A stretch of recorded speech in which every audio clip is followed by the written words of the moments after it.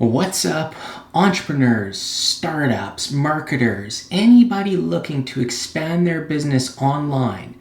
This episode, I'm talking about online strategies that work for small businesses. Let's go. Let's get started right now.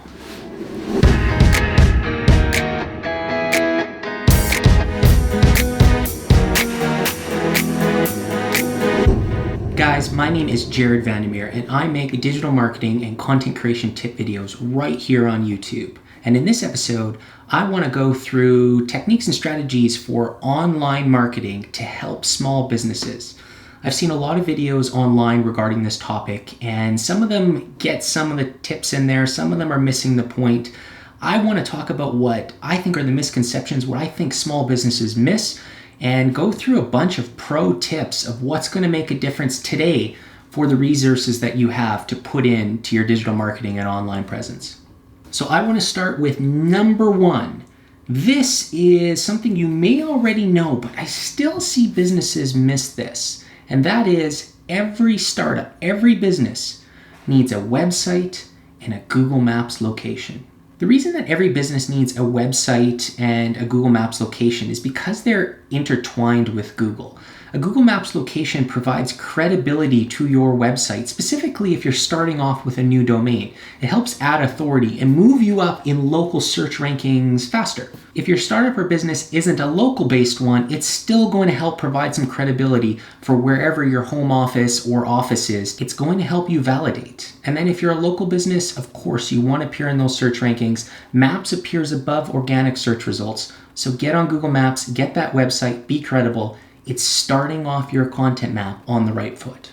The second tip, when you're getting started online, you're going to hear a lot from a lot of different people about needing to be on social media. And you do. Again, it's one of those validation things. People are going to be looking you up. They're going to be looking for ways to contact you, to realize that you're a real person that they're going to engage with for business. So you need social media. But you don't need to be creating a ton of content for every platform. I'll say that again. You don't need to create a ton of content for every platform. You need to manage your resources. As a small business or a startup, you're not going to have an entire marketing team to build organic and native content for every platform.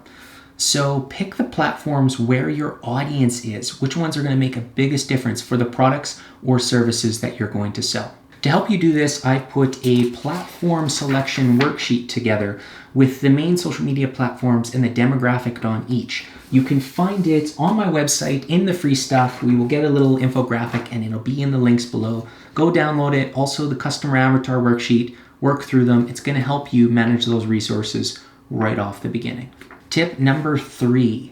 Have a CRM, a customer relationships management software. I see a lot of businesses start on social media, they start on Google Ads, they start a whole bunch of places and start getting leads in, they start getting sales, but then they don't have a way to manage those audiences and capture that information, which is going to provide value down the road.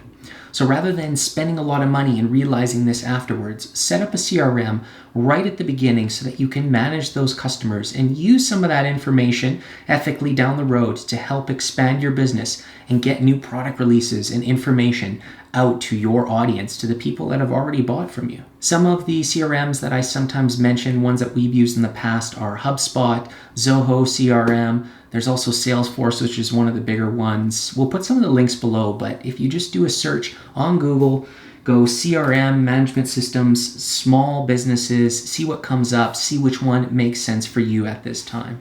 Next, number 4, once you have your CRM set up and you start to develop your audiences, you're going to want to have some sort of email or text marketing. Oftentimes I say email or text really early on in these videos because they have a higher open rate than the other platforms. They're going to get utilized and you're going to be able to get valuable information out to your audience in a way that they're actually going to read at a higher rate than any other platform. At the end of this episode, I'm going to talk about a pro tip. You're going to have to hold on for it, but I'm going to talk about the highest converting platform that's out there.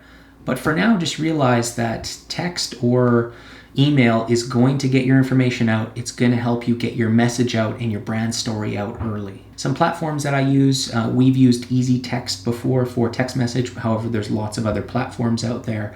And then for emails, we often use MailChimp, but I do know that that area is also getting very saturated.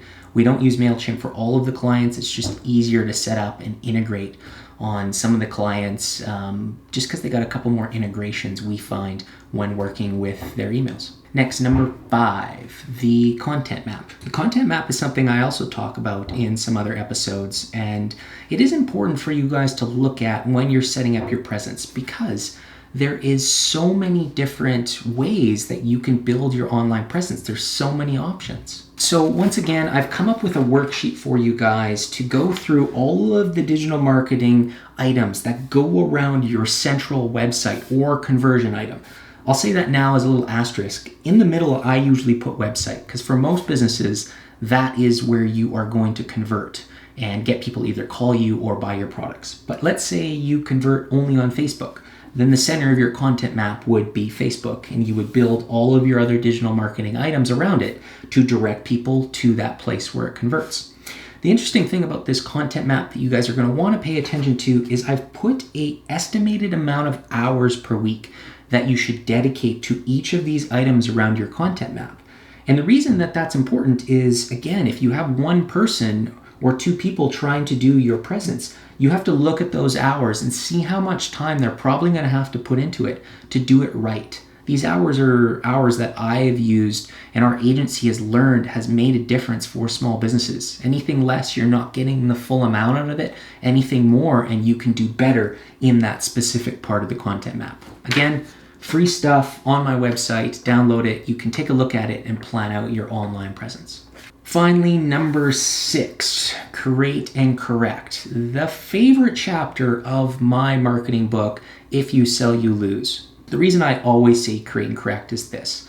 When you get started, whatever ad platforms you're using, whatever way you're trying to create conversions online, when you go through the content map and decide where you're going to start, some platforms will work and some won't. We have dealt with clients in the past where we thought they had a product under $100 and it's kind of like a compulse buy. We call it a compulsive buy. It works well on Facebook, those types of platforms, Instagram. So we ran ads and it just didn't work. Then we went and ran ads on YouTube and it worked with great success. And the reason I say that is it wasn't what we expected. We had to create and correct. And when we realized one platform wasn't working, we corrected to another one. You're going to have to do the same. There will be lots of information out there. You might watch another one of my videos and see something that you need to test out and try, but it's not going to work for every business and every niche. So realize that, create and correct. You will find something online that'll work for you once you start developing those audiences and testing the different options out.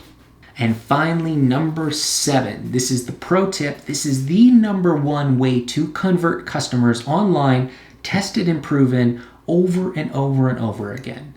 Search engine optimization. And if you're local SEO. Appearing in organic search results is the tried and tested way to get more conversions, to get more phone calls, to get more people to buy your product. The reason for that is Google puts you up on search results, which provides some validation for you right at the beginning. However, most small businesses and startups don't focus on SEO at all. They leave it down on the list, leaving some of those more legacy businesses and competitors to steal a lot of those leads. The startups and new businesses need to pay for ads, which sometimes get skipped over, and they end up lowering their margin in the beginning. When going through the content map, when coming up with a plan to start your digital marketing and online presence, make sure SEO is a part of it. And again, if you're a local business, it's even more important to have that Google Maps location optimized to appear higher and try to get into the Google Golden 3 on those search results when someone's searching on mobile and appear in organic rankings. Eventually, when you're running Google Ads, you're in Google Maps, as well as you're in organic search results. You're going to appear 3 times on the homepage. The chance that your business gets chosen skyrockets when that happens. You're going to convert way more customers and get way more leads. that is it for this episode, guys. I do a lot of videos just like this. If you enjoyed this episode, if you got any value from it, make sure you smash that like button, hit subscribe, and hit all notifications. It means a lot to me. It makes me feel like I'm providing value out in these episodes and it's making a difference. It also helps me improve, which I mention all the time. I'm trying to create and correct myself. All right, that's it for this episode. I really hope to see you guys in the next one. That's all for now. Talk to you later. All right, and annotations. I just said talk to you later. It's the first time I've said it in any episode. I feel awkward. I don't know why I said that, but anyway, thank you guys for watching. I hope it provides you some business. If you're a startup, entrepreneur, marketing, anything that will use some of these tips, make sure you guys give me some comments below. Tell me if I did good or bad. Again, I want to create correct. I want to be better for you guys for next time.